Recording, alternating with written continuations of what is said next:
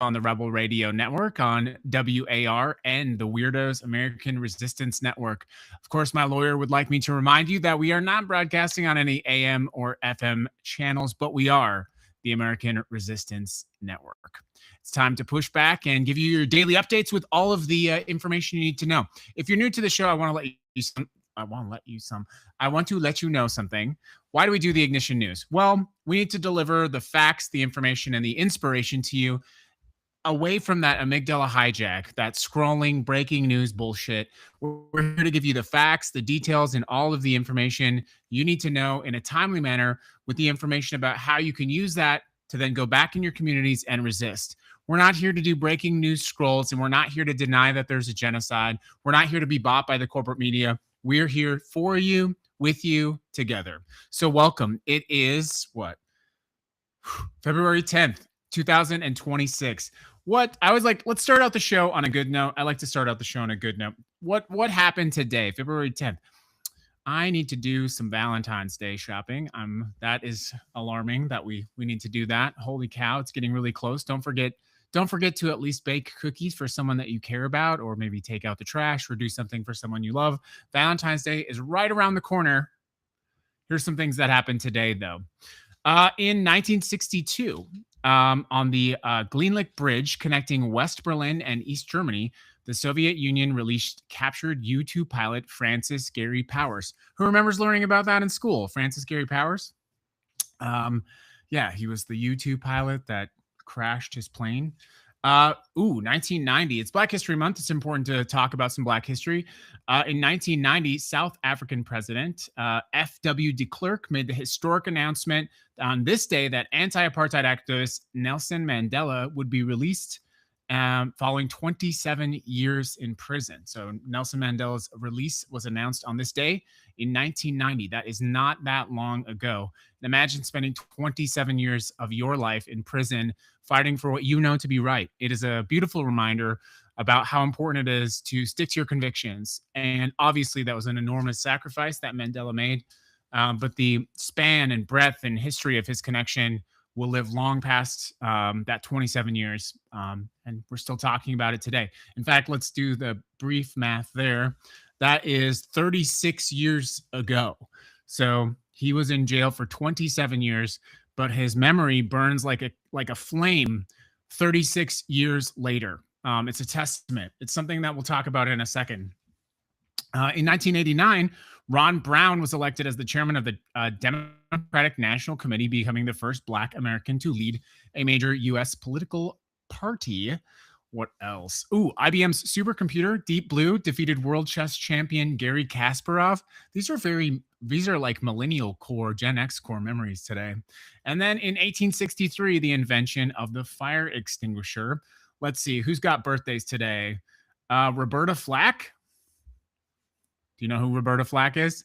Killing me softly with his song. That's Roberta Flack. Mark Spitz, also born, the Olympic swimmer, who won 7 gold medals. And let's see, we've got the U.S. Olympics underway today. We're going to talk about the Olympics. Good morning, everyone. Welcome to the Ignition News. Let's get right into the news today. We've got 5 stories, and we'll tie them all together. I've got so many things going on. We've got some fam over on Instagram. Hey, over on TikTok. Please do take a moment. I'm going to take a brief pause. Go ahead and find us on your favorite podcast platform: Spotify, Apple Podcast, YouTube, Substack. I'll wait. Don't worry. And then go get your daily downloads of the best news. Let's get into it. So speaking of the Olympics, first story, another good news story. Let's go back to Milan. The Winter Olympics opening ceremony. We got 65,000 people lining up. JD Vance and his wife Usha appear on the big screen, and they are met with a cascade of boos, loud boos. So this was played all over the world. Canada played this. All of the international broadcasts have these boos, but in the United States of America, they actually cut out the boos. So if you didn't see that, I want to make sure that you know it did happen. The American delegation itself got a very warm reception, but it was Vance specifically who got booed as he walked on. What did the president have to say about this? In his typical cognitive declining voice, he said, "That's surprising because people like him, he doesn't get booed in this country." Except that is, of course, not true either. We know that the RCP, the Real Clear Politics average, shows Vance underwater, 49% unfavorable with 42% favorable. Who are these 42%, by the way? And that's not the first time getting booed. Of course, you remember last March at the Kennedy Center, the same thing also happened to JD Vance.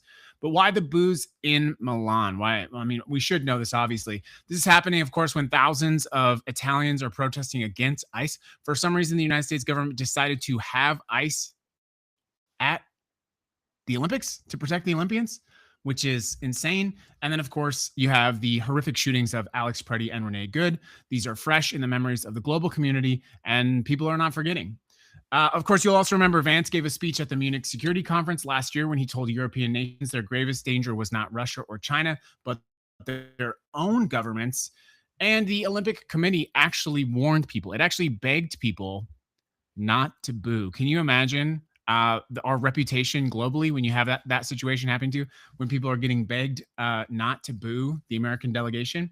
So let's bring it home to Minneapolis. Welcome to the Ignition News, everyone. I want to talk about our next breaking story today, which is ICE activity happening in Minneapolis, but specifically what they're doing with the crackdowns. So we are now learning, of course, that with the ICE crackdowns in Minneapolis, they are actually now arresting and violently detaining individuals who are following ICE agents. We know this because of a 42-year-old mother of 7, Becky Ringstrom. That is the most Minnesota name ever, by the way.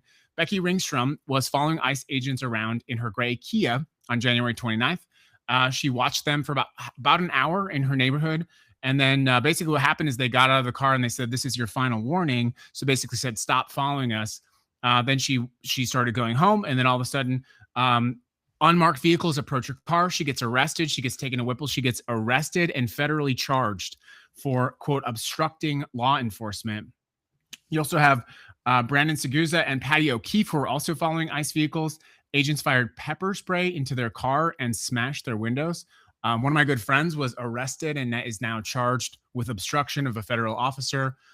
For basically what happened to her was she was in the same situation as Renee Good, and there was an ICE agent in front of her, so she started to back out, and an ICE agent came up behind her. You can actually see this all on video, and they hit her car, and they're saying that she hit them, and I'm guessing that's some kind of assault on a federal agent. That's kind of the wrap of the charge that you're talking about. But when you look at what's actually happening, we're looking at 655 prosecutions under this statute. That is more than double in the same period in 2024. And I mean, it's the criminalization of free speech. Monitoring ICE is not a crime if you safely do so from a respectable and safe distance. We talk about this all the time, but now they're cracking down and they're doing so violently. I was telling you the story the other day about how they sprayed pepper spray into the vent, the front vent of the car, you know, where your air conditioner vent goes in. When they arrested and smashed their windows, they sprayed pepper spray into the vent of the car. These are human rights violations. They really are. And we need to make sure people know about them. Now, if you think this is all without consequence, I do want to let you know it's not true.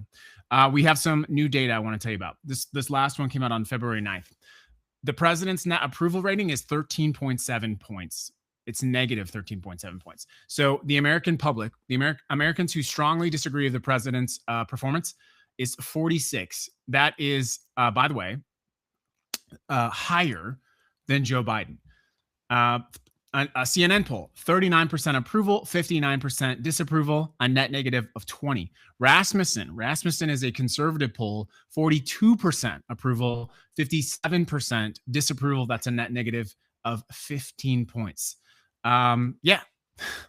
So with all of this chaos, it's easy to start to understand why are they behaving this way? Why are they acting so violently? Why are they so blatantly ignoring the will and the desires of the American people? And it's simple, because they don't know how to govern. They don't know how to perform the duties of governance. And so they have to use the brutal powers of the state to try to shove their agenda while they still can. Of course, we're rapidly approaching the midterm elections. And whatever anyone tells you about what the president can or cannot do in the midterm elections, let me just be very clear with you. The last 12 and 15 years of our life with this man, this president, this candidate, have been a series of cascades of people telling us what he could not do. Whether that was from the Podesta emails when Hillary Clinton's campaign actively promoted Donald Trump to be the president because they thought he could never win. They thought he would be the best candidate to go up against because it would be so easy to win against him, or whether that was the election in 2016 when every major news outlet was constantly telling us this is the last thing, this is it. The Access Hollywood tape where everyone said this is the end of his campaign. It's all over. Everything's done. I remember driving to work on election day in 2016. I remember listening to these bored CNN anchors who were saying, oh, it's impossible. It's a mathematical impossibility for Donald Trump to become the president. And then, of course, I remember going to work every day for the next several weeks and watching the shocked look on my colleagues' faces. And here we are. Time after time after time, we are told by politicians, legal experts, scholars, your neighbors, oh, he can't do that. The president can't do that. That's illegal. ICE can't do that. That's illegal. Congress can't do that. The Supreme Court would never. How many times do we have to hear this message this way before we start protecting ourselves? We do not live in an age of intellectualism. We live in an age of power. And Donald Trump and J.D. Vance and Peter Thiel and Elon Musk and Howard Lutnick, go down the list, Pam Bondi, Kash Patel, they understand that we live in an age of power. The difference is that they choose to use the power. Well, we have to use our power as well. Let's get on to the next story. This one's actually insane. So if you want to kind of have a little bit of a reset to understand, well, what are we up against? We are up against a cognitively declining, mentally ill president. And nothing could be more evident than his latest maneuver, this bridge maneuver of his. So you probably heard about this bridge between Canada and the United States. It's called the Gordie Howe Bridge. Actually didn't know why this was named this way. So a little bit of information for you. The Gordie Howe Bridge was named after a legendary Canadian hockey player who played for the Detroit Red Wings for 25 seasons. That's a long time to play hockey.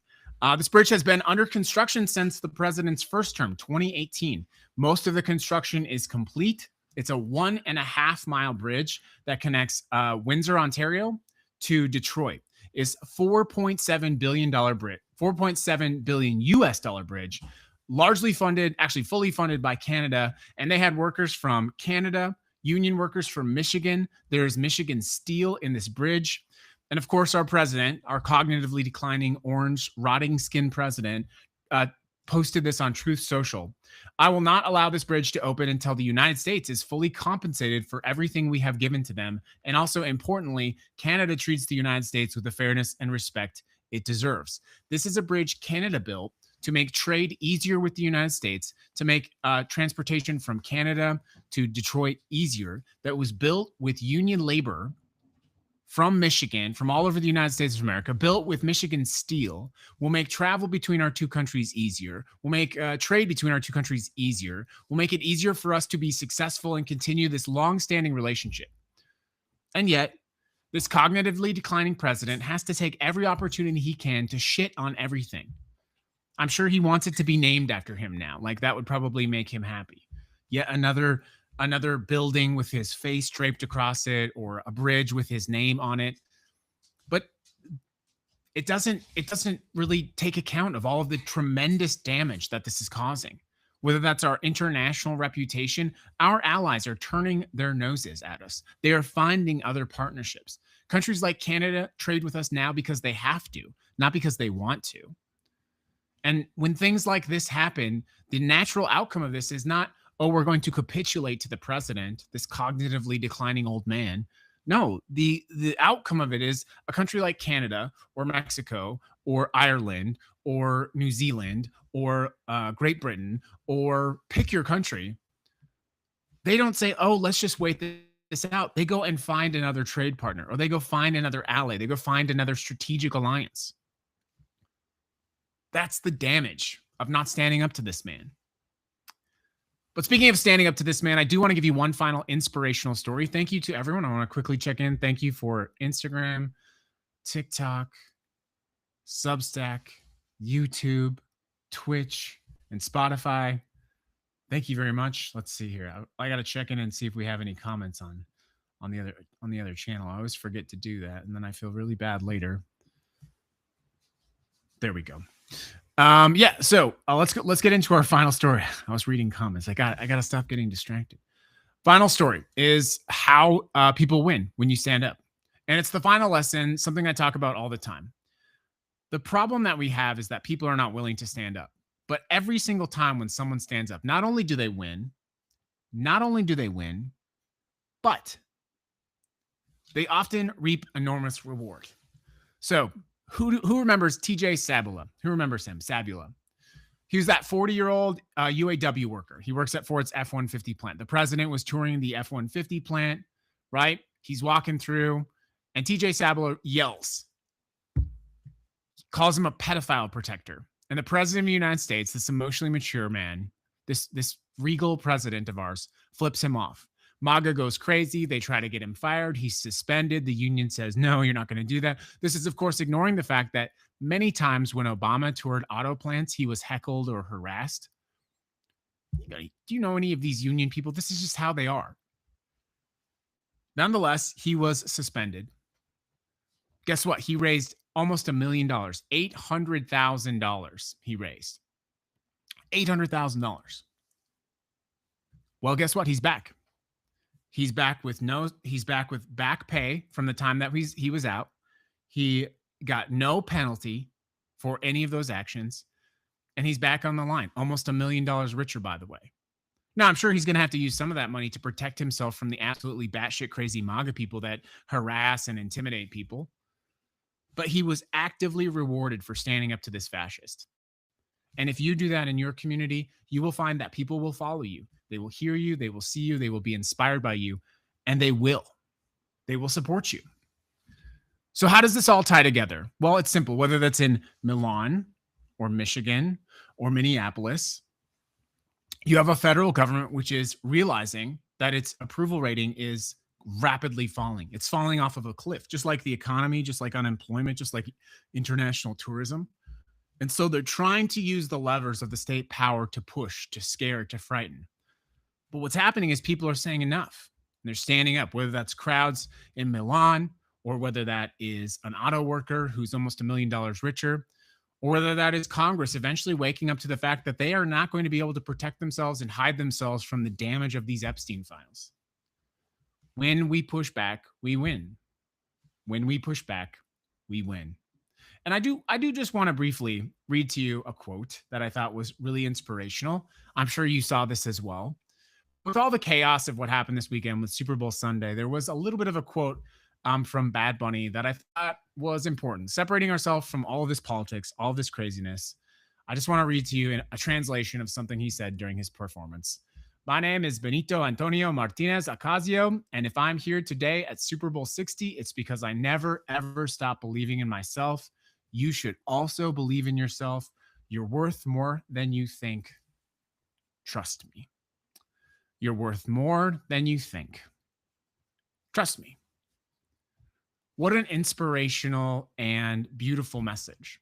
And the one thing that I would tell you, separating out from that message, is I was looking back at his performance. I don't know if you believe in God. I don't know if I believe in God, but the way that I'm like a big fan of lighting, cinematography. Jesus Christ himself could not have delivered a more beautiful sunlight for that performance at the Super Bowl. And when I was looking at Kid Rock's performance, which looks like it was in a basement laser tag with smoke and cigar smoke, and like he's wearing his jorts and he can't lip sync. And what I realized taking away from all of that was you have Kid Rock literally performing in the dark, representing MAGA. Kid Rock in the dark with lasers and all that shit. And then you have Bad Bunny out in the open performing in the light. An amazing metaphor of where we are and what we are all about right now. You have hope in the light, anger, fear, and sadness, hatred in the dark. And the contrast could not be more clear. The hypocrisy of these people could not be more clear. It is an amazing, amazing contrast, and something that I think we are best not to forget. You're worth more than you think. Trust me.